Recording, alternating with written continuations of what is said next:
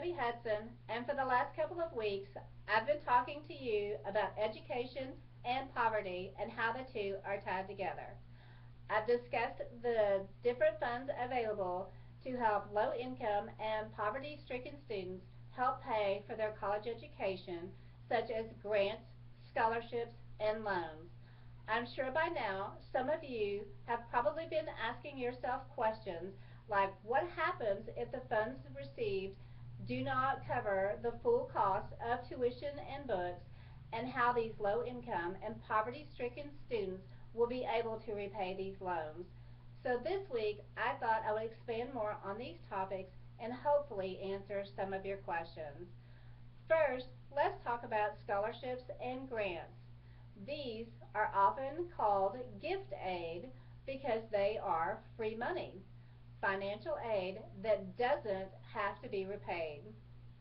Grants are often need-based, while scholarships are usually merit-based. Grants and scholarships can come from the federal government, state government, colleges, or a private or nonprofit organization.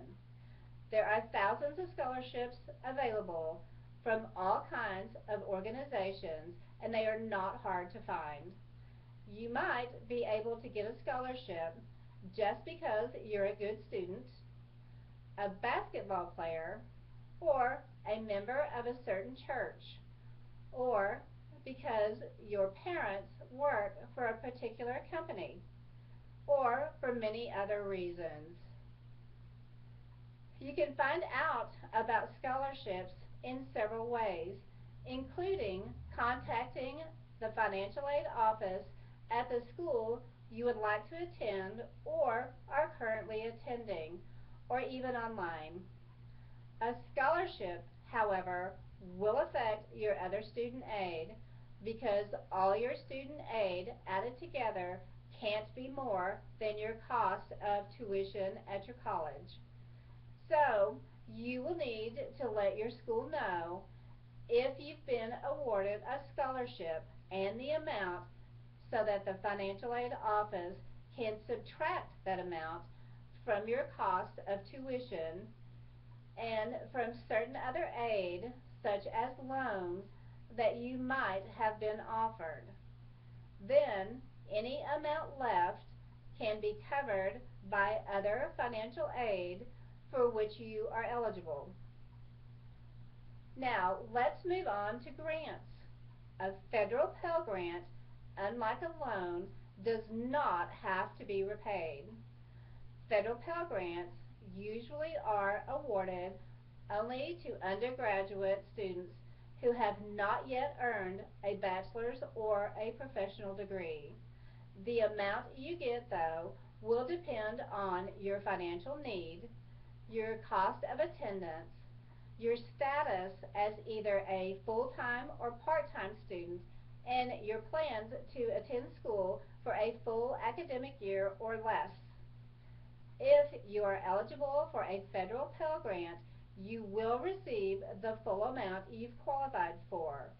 Each school participating in this program receives enough funds each year from the U.S. Department of Education to pay the federal Pell Grant amounts for all its eligible students.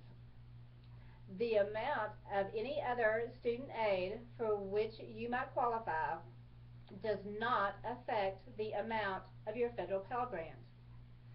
Lastly, federal student loans are real loans, just like a car loan or a mortgage. You must repay a student loan even if your financial circumstances become difficult. Your student loans cannot be canceled just because you didn't get the education or job you expected, or because you didn't complete your education. Unless, of course, you couldn't because your college closed. Work study programs often help fill the gap in financial aid and offer the opportunity to gain valuable experience and make connections. While there are state work study programs, Many colleges and universities run their own on-campus programs. However, most students earn money through the federal work-study program, which provides part-time jobs for undergraduate and graduate students with financial need, allowing them to earn money to help pay education expenses. The program encourages community service work and work related to the student's course of study.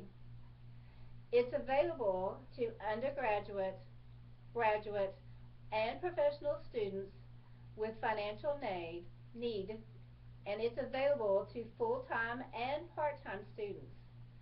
These programs allow students to work while they are attending college, therefore allowing them to earn money for loan payments. It's administered by schools participating in the federal work-study program, so check with your school's financial aid office to find out if your school participates. Now that I've covered the topics of scholarships, grants, and loans, let's move on to how these are applied. It is possible to qualify and combine more than one type of financial aid. If a student qualifies for more than one type of aid, they are able to apply these to tuition and books. Scholarships are always applied first, and then if there is still a balance owed, grants are applied to that balance.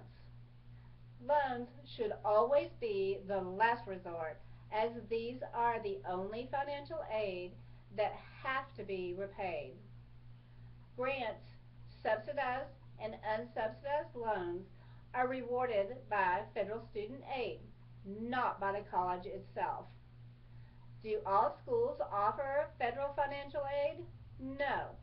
The school must be accredited by an agency recognized by the Secretary of Education and eligible to participate in federal student aid programs.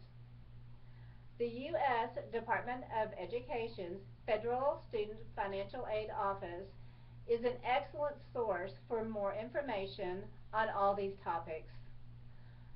I hope that I've answered any questions you might have had concerning financial aid and how it works to not only benefit those in poverty, but any student struggling to pay for their education. Thank you.